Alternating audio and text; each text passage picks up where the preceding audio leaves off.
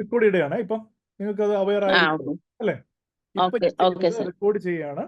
അപ്പൊ തന്നെ എനിക്ക് ഒരു അഭിപ്രായം അറിയാൻ വേണ്ടിയായിരുന്നു. നമ്മൾ സ്പീക്കിങ്ങിന്റെ, റീഡിങ്ങിന്റെ, ലിസണിങ്ങിന്റെ നമ്മൾ 3 മെറ്റീരിയൽസ് നമ്മൾ അതെ ഓൾറെഡി ചെയ്ത് കഴിഞ്ഞു. ഓക്കെ, അതെ ഇതിനകത്ത് അതെ. സ്പീക്കിങ്ങിനെ പറ്റി എന്താണ് അഭിപ്രായം? പേഴ്സണൽ ഒരു വ്യൂ എന്താണ്? സ്പീക്കിംഗ് ഇപ്പം കോഴ്സ് സെഷൻ അറ്റൻഡ് ചെയ്തതിൽ എനിക്ക് വളരെ നല്ലതായിട്ടാ തോന്നിയത്. ആഹ് പിന്നെ എന്താ ഞാൻ പറയാ, ചോദിക്കുന്നത് വെച്ച് കഴിഞ്ഞാൽ ആ നമുക്കെല്ലാം സ്പീക്കിംഗ് നമ്മൾ ആ, ഒരിക്കലും നമ്മൾ സ്പീക്കിംഗ് ഗ്രാമർ പഠിച്ചിട്ടല്ല നമ്മൾ ഉം. സ്പീക്കിംഗ് നമ്മൾ അറ്റൻഡ് ചെയ്ത് അല്ലേ? അല്ല അല്ല അപ്പൊ അല്ല അല്ല എനിക്ക് അല്ല. തോന്നുന്നു, ഞാൻ ചോദിക്കട്ടെ, ഇതിനിപ്പോ 2 സ്ഥലത്ത് അത് നല്ല 2 സ്ഥാപനം, സമൂഹത്തിലുള്ള നല്ല 2 സ്ഥാപനത്തിൽ പഠിച്ചിട്ടാണ്. ഓക്കെ, അതിന്റെ അതെ വെളിച്ചത്തിൽ ഞാൻ അതെ. ചോദിക്കുന്നത്, ഇവിടെ ഞാനിപ്പം ഗ്രാമർ ഇല്ലാതെ ഒരു ദിവസം കൊണ്ട് നമ്മുടെ കോർ സെഷൻ ആണ് ഇതുകൊണ്ട് OETക്ക് ഒരു സ്പീക്കിങ്ങിന് സംസാരിക്കാൻ ഒരു കോൺഫിഡൻസ് കിട്ടുമെന്ന് തോന്നുന്നുണ്ടോ? ഒരു ബി അച്ചീവ് ചെയ്യാൻ കഴിയുമെന്ന് തോന്നുന്നുണ്ടോ? തീർച്ചയായിട്ടും കാര്യം നമ്മൾ അത്രയും തീർച്ചയായിട്ടും ഗ്രാമർ സാറേ. ഒന്നും പഠിച്ചിട്ടില്ല എന്നുള്ളതാണ് എന്റെ ഒരു അതെ കൺസെപ്റ്റ്. അതെ.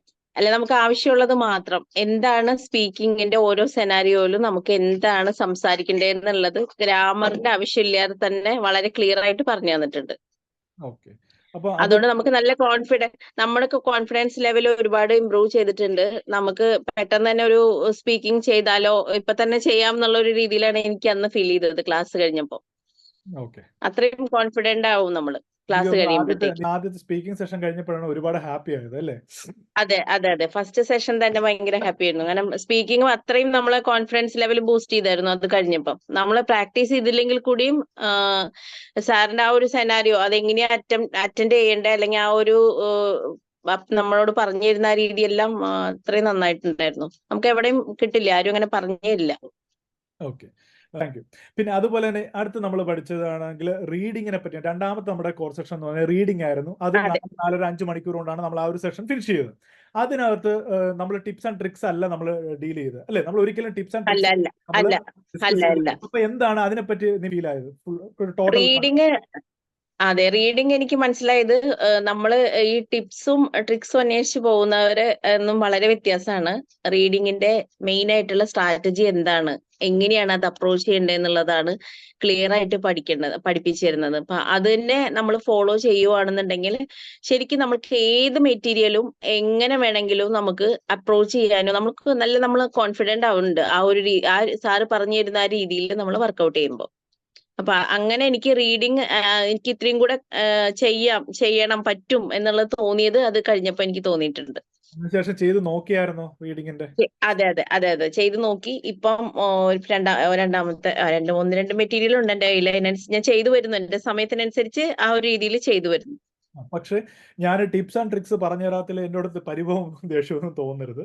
ടിപ്സ് ആൻഡ് ട്രിക്സ് ഇല്ല ഇല്ല ഓക്കെ, കാര്യം ഇല്ല ഇല്ല ഇല്ല. അല്ല, ഞാൻ വിചാരിച്ച എന്തെങ്കിലും ഉണ്ടാവും, അങ്ങനെയാണ് നമ്മൾ വിചാരിച്ചത്. എന്തെങ്കിലും ഉണ്ടാവും, ആ ഒരു രീതിയിൽ എന്തെങ്കിലും ഈസി ആയിട്ടുള്ള ക്രാക്ക് ചെയ്യാനുള്ള മെത്തേഡ്സ് ഉണ്ടാവും എന്ന് വിചാരിച്ചിട്ട് തന്നെയാണ് നമ്മൾ തുടങ്ങിയത്. പക്ഷെ എനിക്ക് മനസ്സിലായി അതല്ല. സാറ് പറഞ്ഞു തന്ന ആ രീതിയിൽ കൂടെ നമ്മൾ പോയപ്പോഴാണ് മനസ്സിലായത് അതാണ് അതിന്റെ മെയിൻ സ്ട്രാറ്റജി. അതാണ് ആ ഒരു രീതി നമ്മൾ ഫോളോ ചെയ്യുവാണെങ്കിൽ പിന്നെ ടിപ്സ് ട്രിക്സും അന്വേഷിച്ച് പോകേണ്ട ആവശ്യമില്ല. ആ രീതിയിൽ നമ്മൾ പ്രാക്ടീസ് ചെയ്താൽ നമ്മൾക്ക് വിൻ ചെയ്യാൻ പറ്റും.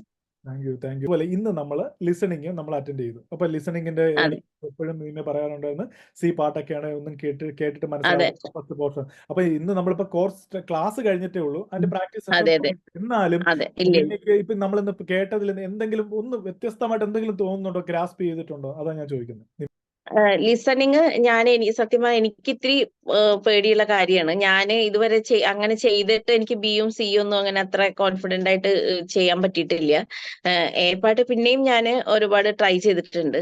പക്ഷെ ലിസണിങ് ഇപ്പൊ എനിക്ക് ചെയ്ത് നോക്കിയിട്ട് അതിന്റെ ഒരു ഇത് പറയുന്നതായിരിക്കും കൂടുതൽ നല്ലത്. പക്ഷെ എനിക്ക് തോന്നുന്നു ആ ഒരു സെയിം മെത്തേഡ് തന്നെ, ആ ഒരു സ്ട്രാറ്റജി കൊണ്ട് തന്നെ നമുക്ക് ലിസണിങ്ങും നമുക്ക് ക്രാക്ക് ചെയ്യാൻ പറ്റും.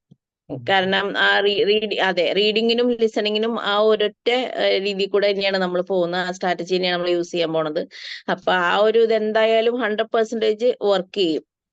ഓക്കെ, ചെയ്യുക. കാര്യം ഒരിക്കലും ഞാൻ ഒരിക്കലും ഒരു മജീഷ്യൻ അല്ല. ഞാൻ സത്യമായിട്ടും പറയുകയാണ്, അതെ അതെ അതെ അതെ ലിസണിങ് ആൻഡ് റീഡിങ്, എനിക്ക് റൈറ്റിങ്ങിനെ പറ്റിയും സ്പീക്കിങ്ങിനെ പറ്റിയും എനിക്ക് ഒരു ടെൻഷനും ഇല്ല. പക്ഷേ അതെ വീണ്ടും വീണ്ടും ഞാൻ പറയുന്ന ഒരു കാര്യമാണ്, ഞാൻ എന്തൊക്കെ ചെയ്താലും എനിക്കൊരു 80% വരെ നിങ്ങൾ അവിടെ ബൂസ്റ്റ് ചെയ്ത് നിർത്താൻ പറ്റും. പക്ഷേ നിങ്ങൾ 20% നിങ്ങൾ തന്നെ വർക്കൗട്ട് ചെയ്ത് കഴിഞ്ഞാൽ മാത്രമേ ഈ റീഡിങ് സ്കില്ലും ലിസണിങ് സ്കില്ലും ഉണ്ടാവത്തുള്ളൂ. അതുകൊണ്ട് വർക്കൗട്ട് ചെയ്യുക തുടർന്നുള്ള ദിവസങ്ങളിൽ. അതെ അതെ. All the very best. Thank you.